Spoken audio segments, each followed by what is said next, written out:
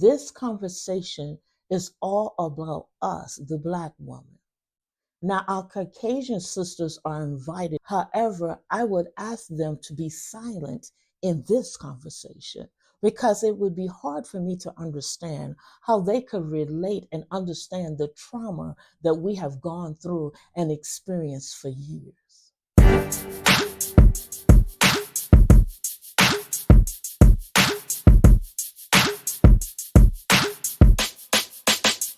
I am here to start a conversation that should have been on the table a long time ago. The truth is, I believe that I was afraid to start this conversation because if we start this conversation and we go down this rabbit hole, it can become a bottomless pit.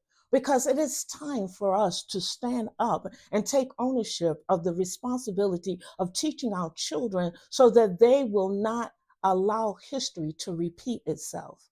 Just as our mothers could not protect their children when the master came and snatched them out of their arms to sell them for profit, we can't protect our children today, and they're being killed in the streets. So therefore, we know that this would trigger a conversation that will last a lifetime. But it is now our responsibility to teach our children that our story is not just a Black history moment that they experience every February, that it's a lifetime of experiences. That's why we need to inform them that it was because of the demons in men is the reason that we're living in such a chaotic world today.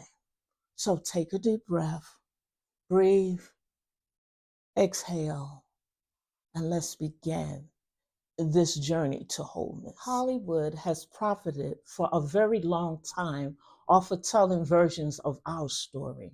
And we spend our hard-earned money going through movie theaters just to have them tell us our truth. And we look at it as entertainment. Yet there is no healing taking place in the communities. We still have people that don't know their self-worth, have low self-esteem. We are still raising angry young men, single parent homes with the women in most households being the head of the household. We need to start asking ourselves some hard questions. Like, why don't our brothers respect us as sisters? Hell, we don't even respect ourselves. Why is that? We will walk past the store where the owner looks like us, and we will go into another store selling the same thing where the clerk will follow us around the store because he thinks we're going to steal. They're making money hand over fist off of our community and don't even live there. Truth is, sisters, we are the walking wounded.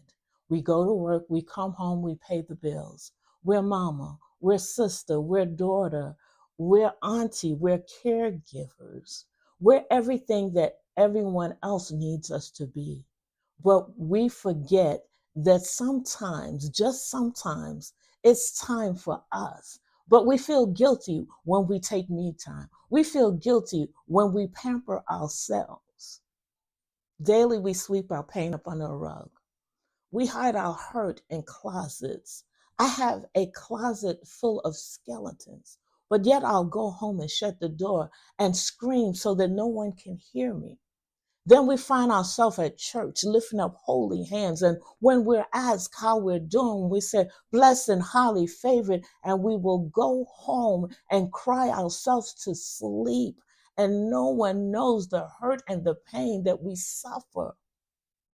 We have to stop sugarcoating our history and allowing our children to live in Black history moments. We remember the Jim Crow law. We remember the church burnings and the lynchings and the dogs being set on people just because they wanted to vote. Stop sugarcoating the truth. Because when you sugarcoat the truth, you're not shielding your child from anything. You're leaving them wide open to walk into a society that see them for the color of their skin. We'd like to hear people say, I don't see color, but that is not true. And if they don't see color, then something is wrong and you got to look for the lie. We are still living in a perpetual nightmare.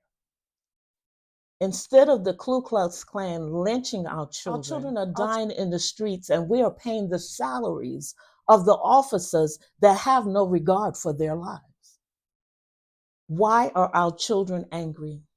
They're angry because they're being raised by angry parents. And why are we angry? We're angry because we can't protect our children. Not only are our children angry, our Black men are angry too. But why? The answer that I give is this. For over 200 years, the only thing that the Black man was required to do was work the field and father babies. The master took care of everything else. He was satisfied as long as the Black man was fathering babies that he could sell for profit. Then we sisters start requiring that they stand up to their responsibility. And when they don't, then we become angry. So you have angry mother, angry father raising children. The children can't help but to be angry. And now we have a dysfunctional family unit. On our journey to wholeness, we must first establish that there is an issue. We have done that in this episode. Now we must talk about solutions on how to solve our problem. Because if we just talk about issues and not solutions, then we become a part of the problem. So join me next episode where we will offer solutions to the problems that we have spoken of today. Again, I'm Khedijah. You have a God fantastic rest of your week. Shalom, shalom.